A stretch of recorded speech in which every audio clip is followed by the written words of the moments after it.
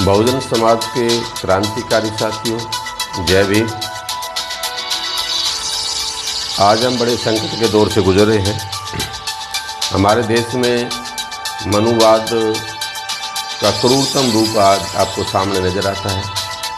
इस बात की संभावनाएं हमारे महापुरुषों को 100 साल पहले, 50 साल पहले भी हो गई थी।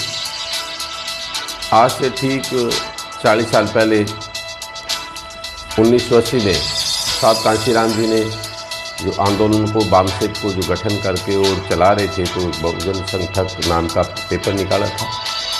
तो साहब कांशीराम जी का वैसे तो इतिहास मनुवादियों और मनुवाद के दलालों ने ख़त्म कर दिया, लेकिन गलती से कांशीराम जी ने ऐसे बहुत से करोड़ों लोगों को तैयार कर दिया था। उसमें से कुछ सिरफिरे लोग थे जिन्होंने साहब कांशीराम जी के इतिहास को दोबारा से पैदा कर दिया। इसमें कोई शक नहीं कि इसके लिए उन्होंने अपना कीमती समय, कीमती पैसा और अपने आप को बहुत बड़े खतरे में डाल के इन लोगों ने ये प्रयास किया। जो साहब कांशीराम जी के बहुजन संघटक और बहुजन नायक दो मराठी का पेपर था, उसमें साहब कांशीराम जी के भाषण एज इट इज हमें दिए हैं। तो एक बार फिर उन साथियों को जय भीम, नीला सलाम। और आज हम साहब कांशीराम जी के जो नई दिल्ली से 14 अप्रैल 1980 को जो साहब कांशीराम जी ने अपना स्पीच दिया था, उस स्पीच को आप सुनेंगे। हाँ, साहब कांशीराम जी ने बहुत ही बढ़िया तरीके से समाज को बताया कि अम्बेडकरवाद से ही शोषित समाज का कल्याण हो सकता है। ये साहब ने सोच के लोगों को बताया। भाषण देते हुए उन्होंने कहा, बाबा साहब डॉक्टर अम्बेडकर और उनके मिशन की जानकारी देने के लिए, उनके प्रति मिशन के प्रति उन्हें जागृत करने के लिए बामसेक ने बाबा साहब के जीवन पर एक प्रदर्शनी का आयोजन किया। उत्तर भारत के 9 राज्यों में 34 स्थानों पर 14 अप्रैल से लेकर 14 जून तक ये प्रदर्शनी लगाई जाएगी।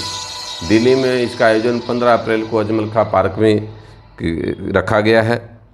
साथियों, चलता फिरता अम्बेडकर मेला इस कार्यक्रम की आवश्यकता है, समय की ही आवश्यकता है और उपयोगिता को समझाते हुए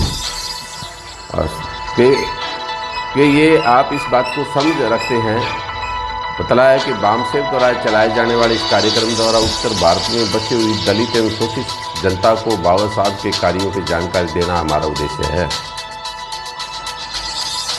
और शोषित पीड़ित जनता का कल्याण केवल अम्बेडकरवाद से ही संभव है, परंतु अम्बेडकरवाद की जान पहचान उन सभी लोगों को नहीं है जिनके लिए उन्होंने लगातार 40 वर्ष तक संघर्ष किया। इसके लिए उन्होंने प्रमुख रूप से 3 कारण आपने देखे होंगे। वे कांग्रेस के महात्मा गांधी उन लोगों ने बाबा साहब मिशन को संकुचित करने का प्रयास किया। यहाँ तक कि उन्होंने ये कोशिश की कि बाबा साहब जो है बाहर जाति के नेता है, ऐसा महाराष्ट्र तक सीमित करने की कोशिश की। कांग्रेस और उनके चेलों ने, गांधी ने, कांग्रेस से सबसे पहला प्रयास कई लोगों का कल्याण करने के बजाय बाबा साहब के मिशन से लोगों को दूर करने की कोशिश की, जिसके कारण उनके मिशन की जानकारी भोली भाली शोषित जनता को नहीं हो पाई। दूसरा कारण ये था कि उनके कंधे से कंधा मिलाकर साथ चलने वाले जो साथी थे, बाबा साहब के साथ जो चलने वाले जो साथी थे, बाबा साहब के निधन के बाद वो बाबा साहब के मिशन को छोड़कर गांधीवाद की साइड में चले गए। तीसरा सबसे बड़ा कारण पीड़ित एवं समुदाय के लोग, विशेषकर महाराष्ट्र के महार जाति के लोगों जिन्होंने बाबा साहब के मिशन की जानकारी थी, उनका व्यवहार महाराष्ट्र से आए लोगों ने बाहर आके अपनी जाति को छिपाकर और खुल के मिशन में काम करने के बजाय अपने आप को छिपाकर कोई जानकारी ना देना सही समझा। यही कारण है इतना अच्छा मिशन जिनके हित के लिए बनाया गया, उन्होंने उनकी जानकारी को छुपा के रखा। ये जो है कितनी दुख की बात है। इस कार्यक्रम द्वारा 2 माह के भीतर जगह जगह प्रदर्शनी लोगों के मिशन के प्रति जानकारी दी जाएगी। बाबा साहब का मिशन क्या है ये समझ आपके अंदर पैदा की जाएगी। हमारे पूर्व सांसद SD चौरसिया जी ने अपने भाषण में बाबा साहब के प्रति उनके किए गए प्रयासों की जानकारी दी। बामसेक जो है उनके इस प्रयास के लिए, सहयोग के लिए हमेशा ऋणी रहेगी। इन शब्दों के साथ मैं अपने शब्दों को विराम दूंगा।